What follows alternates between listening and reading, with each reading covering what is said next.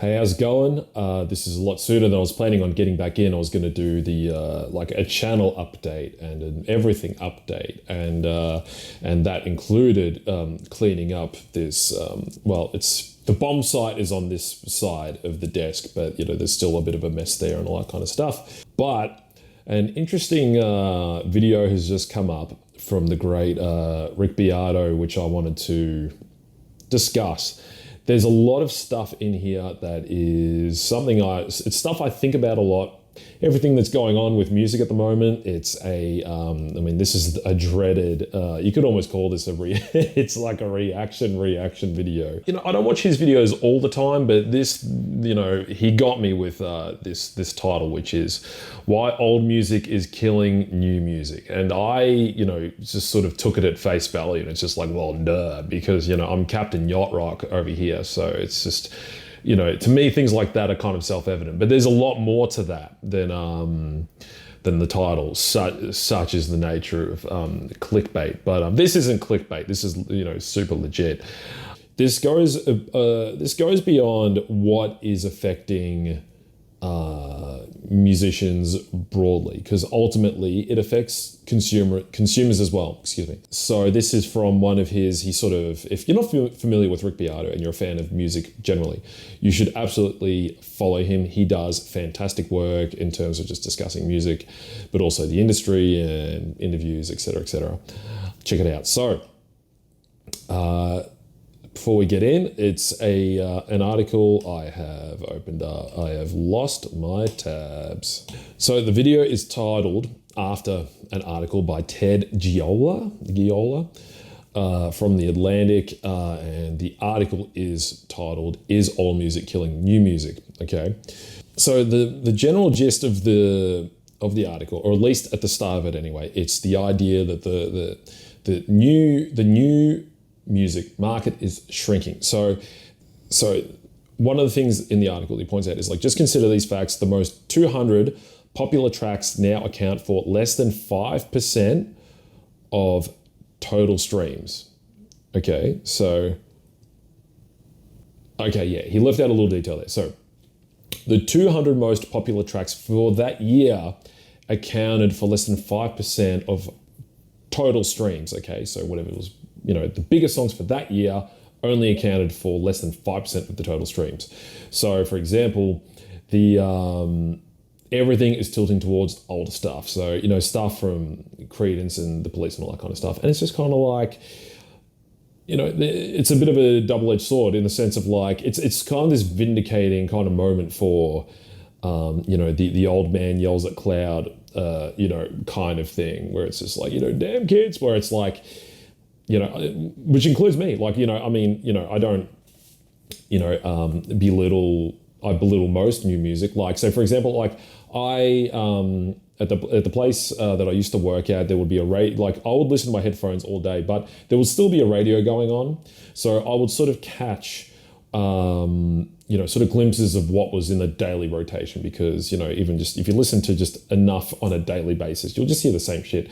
So, and yeah, most of it is just absolute trash. But, anything that most of the time that Bruno Mars drops is going to be, I really enjoy it and is super sick, even though that is very derivative of stuff from the 60s and 70s, James Brown and what have you. But even a lot of the Dua Lipa stuff, whenever there was a pop song, a modern pop song that came on the radio, where I was just like, oh, hang on, what do I got here? This has got a great, just great melodies and great groove and everything to it. What is it? And every time it would be Dua Lipa. So that's, so there is there is some wheat in the chaff in the mainstream market, but it's, if you're looking for good stuff, that ain't it. But the implication of this article is that because this gap is shrinking, that there's just no room for these new artists. But what's happening is the new stuff just super garbage, or is just the old stuff just so good, or being pushed to the front because, as Rick does bring up later in this video, all these catalogs that are getting brought up, or bought up rather. For example, like you may be hearing a lot of remixes of like Dreams by Fleetwood Mac, like not just as a result of like the whole TikTok explosion kind of thing, but also the fact that these catalogs are all getting bought up, which means that you can basically, these labels can just do whatever the fuck they want with this music. You don't have to pay royalties to someone else. You can just have at it and just create remixes and, or just, full re-recordings, with impunity, essentially. Which for me is like, well, as someone who just loves old music, that, that this is being, introduced to new generations is a fantastic thing. It's a weird kind of reset where it's kind of like, you've got this generation of music informs the next one, which informs the next and the next. But it's kind of like, because of what's happened with basically technology today, where, Spotify and, and algorithms and everything, and I'll get to that in a second, has just created this new means of developing talent. So instead of just like, things being passed from one to the next, like they're just following algorithms now. So instead of just like, just generations of musicians influencing the next, it's just getting to the point where it's just like the quality of talent is just desiccated to the point where there's just nothing to grab onto. And now it's just like, well, we're feeding this really old stuff back into the zeitgeist. And now there's just this gap where, now the newer generation is getting influenced by this one. It's very interesting. It's something that like a lot of, musicians and artists who are like, still love these artists from back in the day, to see that coming back into the, becoming ubiquitous again. It's like, oh, this is great, but just for really bad reasons, because it's just, because these guys they're just following the dollar signs at the end of the day. I'm well and truly just, like off on a tangent here, but like, there is like, there's a Frank Zappa video on YouTube. It's very easy to find, where he talks about how like sort of A&R types and record labels and all that kind of stuff, and how it's like, he basically says like, oh, back in the day, there was like a big rich guy chomping a cigar, just going like, oh, I don't know what this music is, let's just see what happens kind of thing, essentially.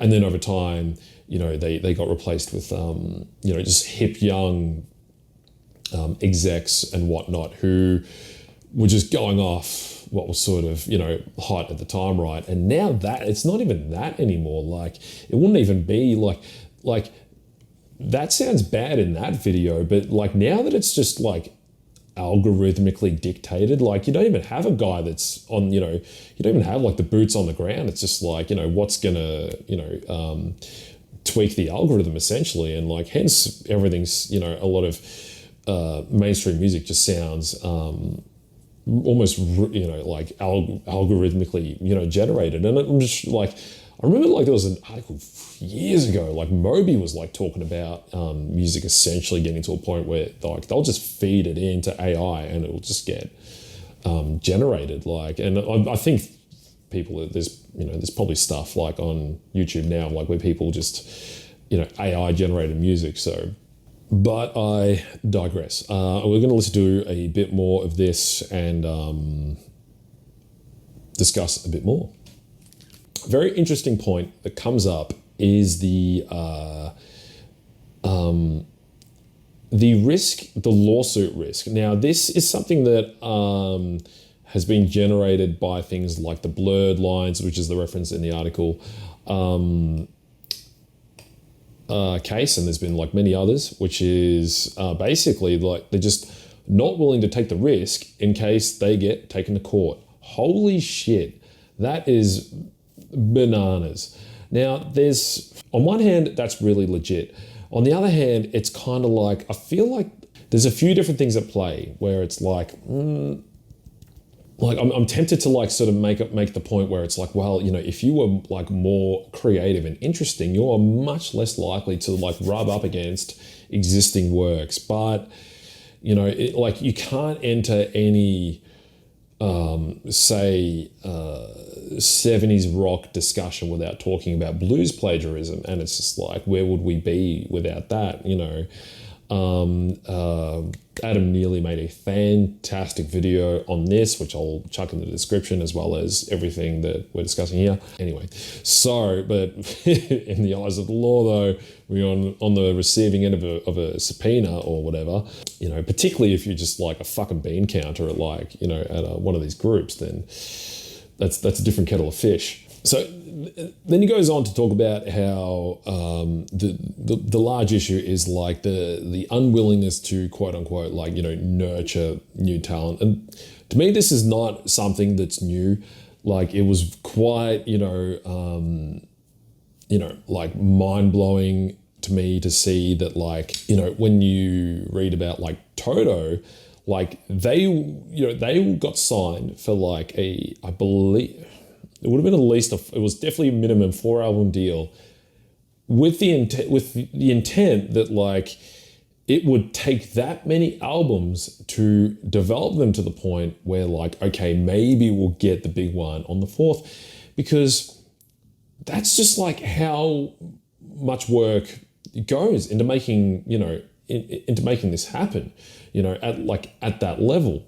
So, but, you know, I mean, that's, you know, it's a weird one, because it's like, well, the money's not there anymore. Is it? Like, you know, as far as I know, like, you know, if you're not paying for a streaming service, even the free one, like, it's got the ads on it, like the money funneling in more than it ever has.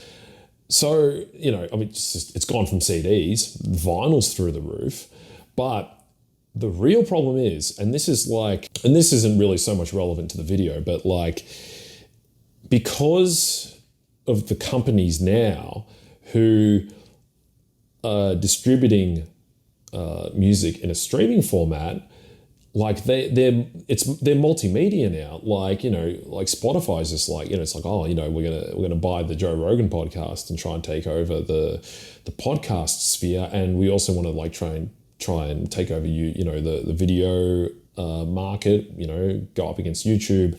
You know, Apple Music is probably the next tier down, and Apple is Apple, and so on and so forth. So that's much more terrifying than, you know, like a music label that is a music label. Like, I mean, geez, I mean, like, you know, we'll be talking about the good old days when we'd sort of, you know, complain about like, oh, you know, this label ripped off this band, and like, oh my God. Now you've got giant streaming services hoovering up all this music revenue, and it's not even being circulated back into the music economy. Now it's, well, first it was just like being invested into, you know, podcasting, but now it's, which I'll link this as well, which Anthony Fantano discussed how now David Eck is like, I'm not sure if it's, well, either way, the money, it's, you know, it's his money that he's earned from Spotify, is invested what I think about, I won't throw the number because I don't know off the top of my head, but is investing in defense technology. So it's like, it's not even being circulated into other media. It's just weapons of war now. So this is obviously a broader cultural issue with just how we consume. So like, you know, this has gone from, it's because this whole thing is such an overarching issue, it does really enter like every part of our lives. So even though this was like a discussion about like, oh, you know, old music is outselling new music, isn't that interesting? But, you know, oftentimes, you know, you just sort of scratch one of these things, you will find Amazon or, you know, or whatever. So while we're sort of on the subject, you know, I haven't used Spotify in a long time. I currently use Tidal, which is like one of the, even though it's probably the most known out of the alternatives, They do pay artists better. They even have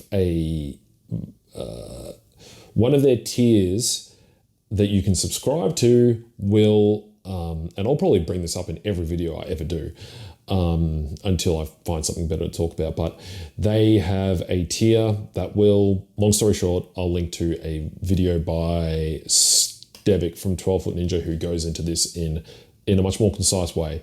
But essentially, the way streaming services work is all the money goes into a pool, and from there, they decide how it gets distributed. If there is another model that is in the works where when you listen to an artist, that artist gets paid. So if you, say, have a streaming service and you only listen to one artist, all the streams that you create will go straight to that artist. So Tidal, one of their tiers, unfortunately it's one of their higher ones, but I think that's like $30 a month, which includes all their high fidelity music. It includes that model. So if you pay for that tier, whoever you listen to, particularly if you're someone who listens to like more independent artists, they will get all the money from those streams. Now, I came this close to going back to Spotify. Then what Tidal did was they took their hi-fi option and made it a standard feature of their regular tier. So, I mean, Tidal costs the same as everything else, but now you can listen to the music in hi-fi. It is different. It sounds significantly better. So now you can take money away from Spotify, put it towards someone else, create some more competition in the market. If this video converts one person, I will be stoked, or at least plants the seed. Nowadays, I don't have too much trouble finding what I'm looking for on Tidal. I don't subscribe to the defeatist attitude where it's just like, oh, it's Spotify, they're the king, and blah, blah, blah, blah, blah. I don't give a shit. This is important. This is very important. So from here, Rick manages to segue beautifully into talking about, how A&R people find artists from TikTok, etc. Starts talking about Instagram Reels, and it starts talking this is probably like a meta-analysis where he manages to sort of like segue nicely into talking about his Reels and everything he does on the channel, and then his products. Beautiful, He's and he talks about how he deliberately does things in the video to sort of like how there's to sort of capture attention and and all that kind of stuff. So very clever, very smart guy. It's just like a sneaky ad, but sneaky kind of sounds a little bit nefarious. It's just like the man deserves to get paid at the end of the day. He's doing great work. He's got like 900 plus videos on his YouTube channel of just god tier work. It's the man can spruik his wares. And I have purchased his ear training program. It's very good. It's very good. But, and compared to the way other people do it, where it's just like, someone's like, they're making a recipe for pumpkin pie. And they're just like, while I'm making a soup, my pubes get itchy, and that's why I use Manscaped. It's really weird. At this stage, I already feel like I've gone on long enough and on enough tangents to do a reasonable, discussion here. But I recommend going and watching it. There's a lot more detail. I just sort of feel like I'm risking just parroting what is being said here. But there is just kind of a lot of beating of the drum about how it's kind of weird where it's just like, they just, they don't want to try new ways of doing business. It's like, well, firstly, it is kind of a new way of doing business because it's not it's not the same as going out and, trying to discover a musical talent. Once again, there's having someone who's going out and trying to identify something, even if it's something that's really popular and this is what the kids like, even that, requires more initiative than just looking at the numbers on the screen and just looking at what they're doing, and you just keep just taking the data and just trying to generate more of it. The turnover is just bananas. So where they are now, where it's they're investing less and less in music, it's kind of their own so the thing the line that they use in the article is I refuse to accept that we are in some kind of end game. And it's just well, in a sense we are, the art doesn't die. See, the thing is, it's like, it's the best and worst thing about the art is that any musician knows that we're just going to keep doing this thing. We're always going to do this thing, like, no matter what. And unfortunately, that's just what everyone has people rely on this. People know that, like, whatever, like, we get paid, we're mostly still going to do it. Like, the music, a lot of artists, continue to undercut each other without really thinking of it in those terms. It is a thing that it happens a lot. And but in this kind of model, on like the grander scale with major labels, which they're not even like, they're barely labels, they're just owned by these giant, it's just like, oh, that makes a lot of money, buy it. It's just like, well, how are they making it? They're doing that, it's cool, do more, and just squeezing every last drop of it. So maybe the death throes of things that sound creative in the mainstream market, yeah, of course. It's just like, like I said, the Dua Lipa thing is just kind of like the last pulse of the, on life support. But this is always going on. I still discover fantastic music that is, from all sorts of genres today in many, many different ways.